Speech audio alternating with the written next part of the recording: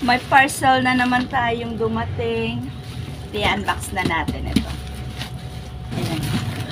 Ito na siguro yung pinakamalaking parcel na order namin.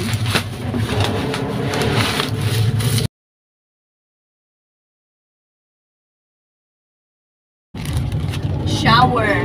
Kasi ginagawa na nga yung ating CR. Tapos na nga na-tiles yun at pwede na nga ikabit itong ating mga shower doon sa mga sink. Ito yung hose niya. Handle. Ito pala is kasama na pala nung in-order namin yung sa shower namin is. So, kaya niya ng sabon. Kasama na pala ito siya. Set na siya. Ito yung ating shower. Ito yung sa taas sa shower. Sa taas siya. Ito. At ito yung handle shower.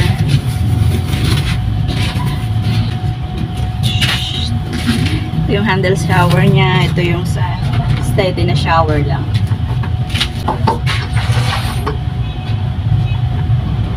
Naro-rotate din yung dito niya.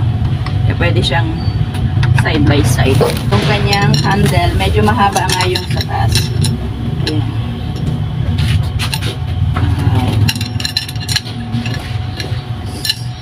Ayan. Head shower dito. Ganda ng quality niya. Kung nakikita niyo. Ito pa nga yung isa sa mga order natin. Hindi ko na nga lang na-videohan yung pagbukas. Ito nga yung ating tissue holder. Kasi hanggang mamaya or bukas, may ikakabit na nga natin ito. Pati yung mga toilet bowl natin. Saka yung sa shower. Silver ang kulay na ito. Tapos ito yung bidet naman na gagamitin natin.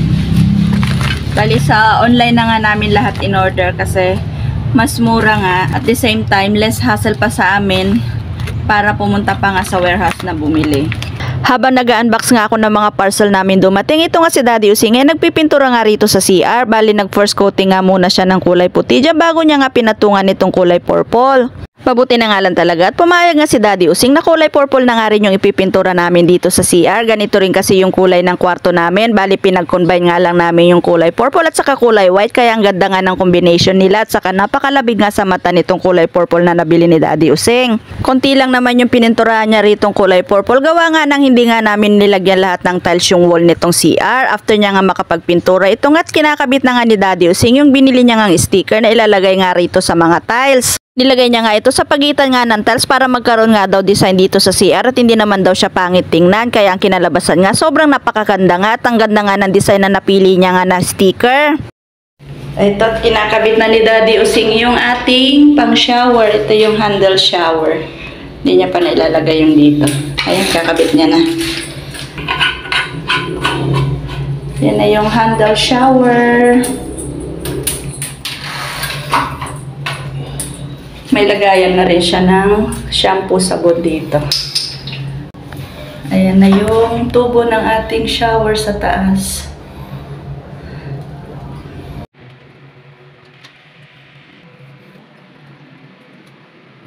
Sige. Lagi ka ako. Okay lang yan. Walang problema.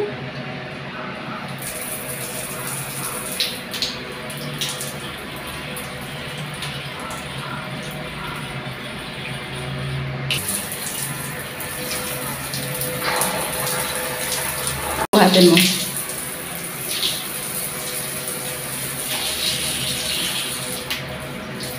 Uy. Nung na-testing na nga ni Daddy Using yung shower na ikanabit niya doon sa shower room, ito nga tinumpisahan niya nga rin yung pagdidrill dito para nga maikabit na nga rin yung sink namin dito sa CR. Set na nga pala yung nabili namin toilet bowl at kasama nga itong sink na ikakabit nga ni Daddy Using. After nga maikabit at maiayos ni Daddy Using yung sink, ito nga tinumpisahan niya na nga rin yung pagkakabit nitong aming toilet bowl. At finally nga, tapos na nga yung ating munting CR. Bali, kulang na nga lang dito yung cabinet na ilalagay natin at saka yung salamin nga rito. Pero overall, nagagamit naman na siya namin. Ito nga yung aming shower room. Ito yung kinabit ni Daddy Using. Ayan, nagagamit na nga namin siya ngayon. Kulang na nga lang dito is yung sabitan na nga lang ng tuwalya. Bali, soon, kakabitan na rin dito.